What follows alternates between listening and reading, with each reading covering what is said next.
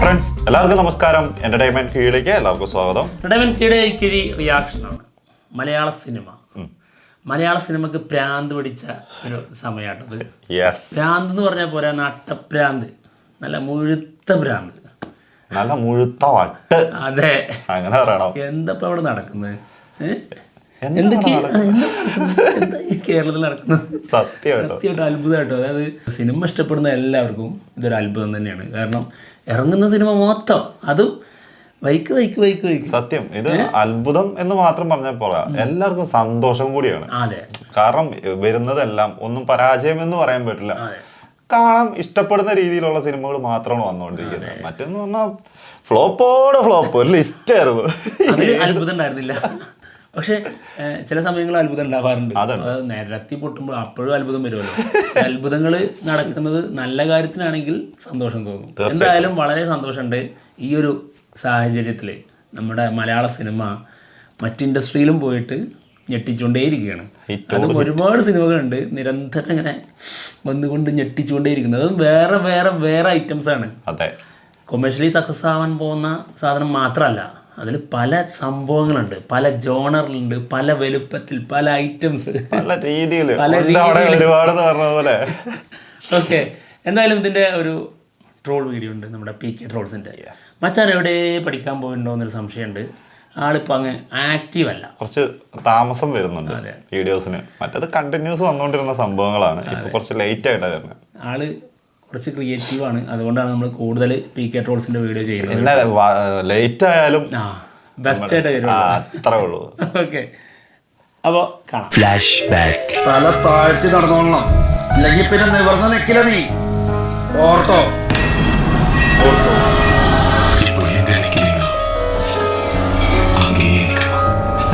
ആ പഴയ തീയൊന്നുമില്ല, വെറും ചാരം.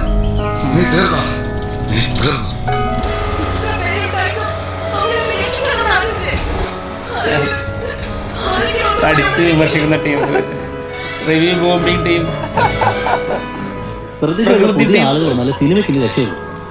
ഇത്തിരി കൊള്ളാവുന്ന പടമാണ്, തിയേറ്ററുകാരെ മാക്സിമം സപ്പോർട്ട് ചെയ്യും.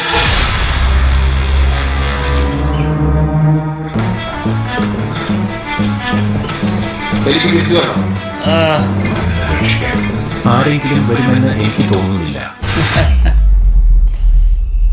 നമ്മുടെ മല്ലിയെ തിരിച്ചു കൊണ്ടുവരണം.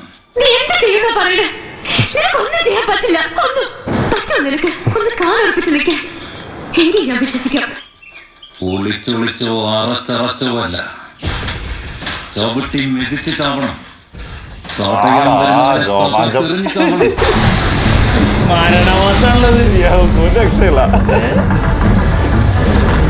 കുറെ ചോന്നുറുമ്പുകൾ വിചാരിച്ചാൽ ഒരു പാമ്പിനെ കൊല്ലാമെന്നും ചുള്ളിക്കമ്പുകൾ ചേർത്ത് വെച്ചാൽ ബലം കൂട്ടാമെന്നൊക്കെ പറയുന്നത് വെറും കഥയാണ്. ഇതാ സത്യം. ഇതിനൊക്കെ ഞാൻ കാത്തിരിക്കും. വരതന്റെ കളി എനിക്കൊന്ന് കാണണം. ചാരമാണെന്ന് കരുതി വെറുതെ ചെയ്യാൻ നിൽക്കണ്ട. കനല് കെട്ടിട്ടില്ലെങ്കിൽ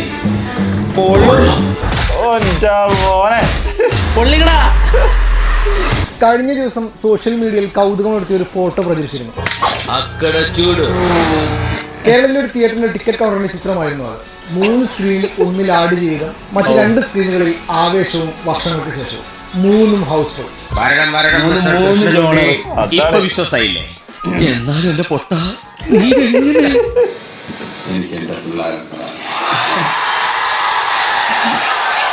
അതായത് മലയാളം അടുത്തൊന്നും കണ്ടിട്ടില്ലാത്ത അത്യപൂർവ കാഴ്ച. ഇറങ്ങുന്ന സിനിമകളുടെ ക്വാളിറ്റി കൊണ്ട് തന്നെയാണ് പ്രേക്ഷകർ തിയേറ്ററിലേക്ക് ഒഴുകുന്നത്. കൊടുക്കുന്ന പ്രൊഡക്റ്റിന് ക്വാളിറ്റി എന്ന് പറയുന്ന സാധനം ഉണ്ടെങ്കിൽ അത് എന്ത് പ്രൊഡക്റ്റാണെങ്കിലും വിജയിക്കും. ഇത് തന്നെയാണ് കുറെ കാലമായിട്ട് അല്ലാതെ നമ്മൾ ഇവൻ കാരണമാണ്, അവൻ കാരണമാണ്, ഇവൻ കാരണമാണ് പറ്റുക, അതൊക്കെ വെറും എക്സ്ക്യൂസസ് മാത്രമേ ഉള്ളൂ.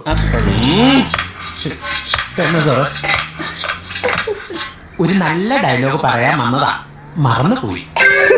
അതിഗംഭീര കളക്ഷനുമായി ആടുജീവിതം കുതിക്കുമ്പോൾ ആവേശവും വർഷങ്ങൾക്ക് ശേഷവും കാണാൻ പ്രേക്ഷകർ തിയേറ്ററിലേക്ക് എത്തുന്നുണ്ട്. ചോണുറുമ്പുകൾ വിചാരിച്ചാൽ ഒരു പാമ്പിനെ കൊല്ലാമെന്നും ചുള്ളിക്കമ്പുകൾ ചേർത്ത് വെച്ചാൽ അവയ്ക്ക് ബലം കൂടുമെന്ന് പറയുന്നത് വെറും കഥയല്ല. ഇതാണ് സത്യം. ആവേശം ഒട്ടും ചോരാതെ പ്രതീക്ഷിച്ച ഹൈപ്പിനോട് നീതി പുലർത്തി തന്നെ ഫഹദ് ചിത്രം ആദ്യ ദിനം കേരള ബോക്സ് ഓഫീസിൽ നിന്നും വാരിയത് 3.5 കോടിക്ക് മുകളിലാണ്.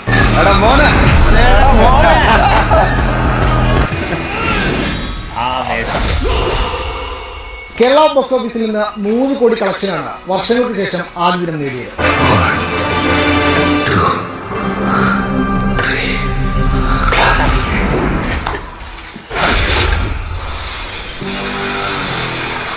കൂടെയൊക്കെ ജയഗണേഷിന്റെ ആദ്യദിന കളക്ഷൻ 50 ലക്ഷമാണ്.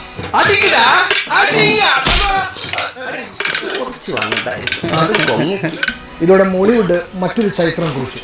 ഒറ്റ ദിവസത്തെ മോളിവുഡ് ചിത്രങ്ങളുടെ ആഗോള കളക്ഷൻ 25 കോടിക്ക് മുകളിലായി. സത്യം പറഞ്ഞ പിള്ളസാറുള്ളപ്പോ പോലും ഇത്ര വരവുണ്ടായിട്ടില്ല. തിരുവേങ്കട ഗ്രൂപ്പിന് ഇത് റെക്കോർഡ് തന്നെയാണ്. മലയാള സിനിമയ്ക്ക് ഇപ്പോൾ ശുക്രദശയാണ്. പ്രതീക്ഷയോടെ തിയേറ്ററിലെത്തുന്ന ചിത്രങ്ങൾ സ്വീകരിക്കപ്പെടുന്നതോടൊപ്പം സർപ്രൈസ് ഹിറ്റുകളും ഉണ്ടാകുന്നു. ഞാൻ ആഗ്രഹിച്ചത് തന്നെ കിട്ടി. സത്യം പറഞ്ഞാലേ ഇപ്പോഴാണ് ആശ്വാസമായി. ഏറ്റവും പുതിയ വിശേഷം 100 കോടി ക്ലബിൽ വെറും 9 ദിവസം കൊണ്ട് ഒരു ചിത്രം എത്തിയെന്നതാണ്. ആടുജീവിതം ഒരു തുടക്കമാണ്. ഒരു 100 കോടി ചിത്രം മലയാളത്തിൽ നിന്ന് ഉണ്ടാവുമോ എന്ന് പറഞ്ഞ് പുച്ഛിച്ചവർക്ക് മുന്നിലാണ് 300 കോടി ക്ലബ്. നീ ഇത്രയും ഭയങ്കരനായ വിവരം ഞാൻ അറിഞ്ഞില്ല.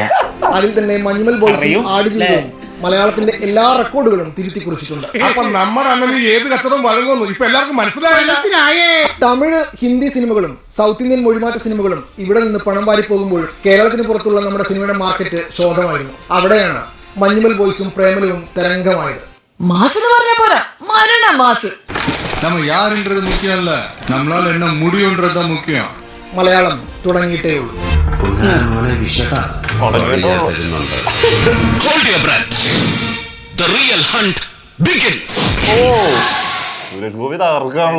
തുടക്കവും ഒടുക്കവും എന്തൊരു വൈബ്. ഇത് കാണുമ്പോ ഒരു ആവേശമാണ് സത്യമായിട്ട്. അതായത് ഈ ഒരു അവസ്ഥക്ക് കാരണമായിട്ടുള്ള ഒരു കാര്യം പറയാനുണ്ട് കേട്ടോ. ഈ റിവ്യൂവേഴ്സ്, പിന്നെ അപ്ഡേറ്റ്സ് കൊടുക്കുന്ന കുറേ ചാനലുകൾ, ഇതിൻ്റെയൊക്കെ എണ്ണം ഇപ്പോഴത്തെ നോക്കിക്കഴിഞ്ഞാൽ കൂടുതലാണ്, വളരെ കൂടുതലാണ്. അങ്ങനെ ആയിരുന്നില്ല കുറച്ച് മുമ്പ്. അപ്പോൾ സിനിമക്ക് കൂടുതൽ ആൾക്കാർ, അതായത് ആരാധകരുണ്ടായി സിനിമക്ക്.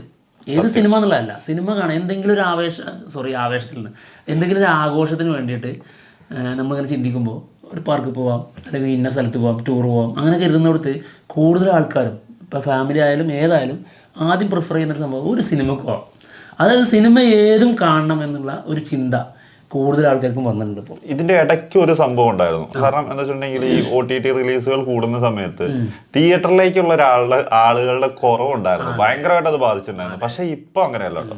ഇപ്പൊ തിയേറ്ററിൽ, അതായത് OTT വന്നാൽ പോലും തിയേറ്ററിൽ മസ്റ്റ് വാച്ച് ചെയ്യുന്ന കുറെ സിനിമകളാണ് വരുന്നത്. അത് തിയേറ്ററിൽ തന്നെ എക്സ്പീരിയൻസ് ചെയ്താലേ അതിന്റെ ഒരു സുഖം കിട്ടുള്ളൂ. അതായത് ജനങ്ങൾ അങ്ങനെ ആഗ്രഹിക്കുന്നു. അതെ, തിയേറ്ററിൽ പോയി ആ ഒരു ആംബിയൻസിൽ ആ സിനിമ കാണണം എന്നുള്ളത് ആഗ്രഹിക്കുന്നുണ്ട്.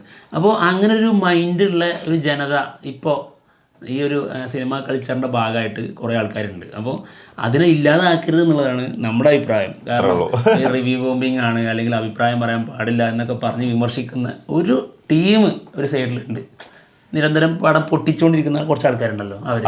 അപ്പോൾ അവർ മനസ്സിലാക്കേണ്ടത് അതൊക്കെ വെറും ന്യായീകരണങ്ങൾ മാത്രമാണ്. സിനിമ നല്ലതാണെങ്കിൽ ആൾക്കാർ ചെന്ന് കാണും. പക്ഷേ കുറച്ച് കൂടുതൽ ആൾക്കാർ ഇപ്പോൾ സിനിമക്ക് കൂടുതൽ ആരാധകരുള്ളതുകൊണ്ട് തന്നെ എല്ലാ സിനിമയും, അത് ഒരൊറ്റ ദിവസം 3 സിനിമയൊക്കെ ഇറങ്ങിയാലും അവിടെ പോയിട്ട് അതും 20 കോടിക്ക് മുകളിൽ ഒരു ദിവസം കേരള ബോക്സ് ഓഫീസിൽ നിന്ന് കിട്ടുക എന്ന് പറഞ്ഞാൽ ഭയങ്കരം തന്നെയാണ്. അത് വേറെ ലെവലാണ്. പിന്നെ വേറൊരു കാര്യം എന്താന്ന് വെച്ചിട്ടുണ്ടെങ്കിൽ, ഒരു കാലത്ത് ഒരു ജോണറിൽ സിനിമ വന്നിട്ടുണ്ടെങ്കിൽ, ഒരു കോമഡി ആ ഒരു സംഭവം വന്നിട്ടുണ്ടെങ്കിൽ ആ സിനിമകൾ, അങ്ങനത്തെ സിനിമകൾ തന്നെ അഴിച്ചു അതേ ഉണ്ടാവുള്ളൂ. അപ്പം പ്രേക്ഷകരെ ഇവര് ഇവരുടെ ഉള്ളിൽ വരുന്ന ആ ഒരു സിനിമ ഹിറ്റായി കഴിയുമ്പോൾ ഇവര് തോന്നുന്ന ഇനി അങ്ങനത്തെ സിനിമകളാണ് പ്രേക്ഷകർക്ക് ഇഷ്ടം എന്നുള്ളൊരു തോന്നലാണ്. പക്ഷെ അതൊക്കെ തിരുത്തിക്കൊണ്ടാണ് ഇപ്പോഴത്തെ ഒരു സിറ്റുവേഷൻ. ഏത് ജോണറിൽ വന്നാലും നല്ലതാണോ, നല്ല പ്രൊഡക്റ്റ് ആണോ, അത് ഏതും ആയിക്കോട്ടെ, എന്തും ആയിക്കോട്ടെ, അത് ഹിറ്റായിരിക്കും. പ്രേക്ഷകർക്ക് ഇന്നതാണ് ഇഷ്ടം എന്നുള്ള ഒരു സംഭവം ഇല്ല. അതെ, അതിനുള്ള ഉത്തമ തെളിവാണ് ഇപ്പൊ അപൂർവ കാഴ്ച എന്ന് പറഞ്ഞ് നമ്മൾ കണ്ടില്ലേ. ആടുജീവിതം, വർഷങ്ങൾക്ക് ശേഷം ആവേശം, മൂന്നിന്റെയും മൂന്ന് ഹൗസ്ഫുൾ ആണ്, 3 ജോണർ. അതെ, ഇതേപോലെ തന്നെയാണ് ഇതിന് മുന്നേ വന്ന സമയത്തും ഭ്രമയുഗം, പ്രേമലു, മഞ്ഞുമൽ ബോയ്സ്, മൂന്ന് ടൈപ്പ് സാധനം. ആ 3 ഹിറ്റ്. അപ്പം അങ്ങനെയാണ് അതായത് ഓരോ പ്രേക്ഷകന് ഒരിക്കലും അളന്നിട്ട് സിനിമ കൊടുക്കരുത്. അവരേതും ഇഷ്ടപ്പെടും, നല്ലതാവണം എന്ന് മാത്രമേ ഉള്ളൂ, അല്ലാണ്ട് വേറെ ഒരു പ്രശ്നമല്ല. എന്താണെങ്കിലും മലയാള ഇൻഡസ്ട്രി മറ്റുള്ള ഇൻഡസ്ട്രികളെ ഒക്കെ ഞെട്ടിച്ചുകൊണ്ട് തന്നെയാണ് പോയിക്കൊണ്ടിരിക്കുന്നത്. ഇപ്പം ആവേശമാണെങ്കിലും വർഷങ്ങൾക്ക് ശേഷമാണെങ്കിലും ഇപ്പൊ തമിഴ്നാട്ടില് നല്ല രീതിയിൽ കളക്ഷൻ നേടി. അതെ, അതും തുടക്കത്തിലുണ്ടായിരുന്ന ഒരു ബുക്കിംഗ് ഉണ്ടല്ലോ ആ സ്റ്റാർട്ടിങ്ങിൽ, അതിന്റെ മറികടന്ന് അതിന്റെ ലെവല് മാറിക്കൊണ്ടിരിക്കുകയാണ്, മുകളിലേക്കാണ് അതിന്റെ ഇൻട്രസ്റ്റ് പോയിക്കൊണ്ടിരിക്കുന്നത്. അപ്പൊ എന്തായാലും അവരിപ്പോൾ പറയുന്നുണ്ടാവും നമ്മുടെ ഇൻഡസ്ട്രിയിലേക്ക് നോക്കിയിട്ട് ഇപ്പം പ്രാന്താട്ടോ എന്ന്. നമുക്ക് ആ പ്രാന്ത് തുടരാനാണ് ഇനി വരാനിരിക്കുന്നതും. ഇതുപോലെ തന്നെ സർപ്രൈസ് ആയിട്ടുള്ള കുറെ ഹിറ്റുള്ള സിനിമകൾ തന്നെയാണ് വരാനുള്ളതും. യെസ്, അതായത് ഏപ്രിൽ കഴിയാനായല്ലോ. അപ്പൊ എന്തായാലും 26-നുണ്ട് കേട്ടോ. അപ്പൊ എന്തായാലും വെയിറ്റ് ചെയ്യാം. മറ്റുള്ള സിനിമകൾക്കായിട്ട് പോവാണ്. ബൈ.